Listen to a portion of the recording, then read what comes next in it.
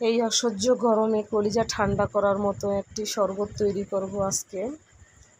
যা গরম পড়ছে, জনজীবন পুরাই অতিষ্ঠ হয়ে উঠেছে। তাই আজকে একটা লেবু শরবত তৈরি করব।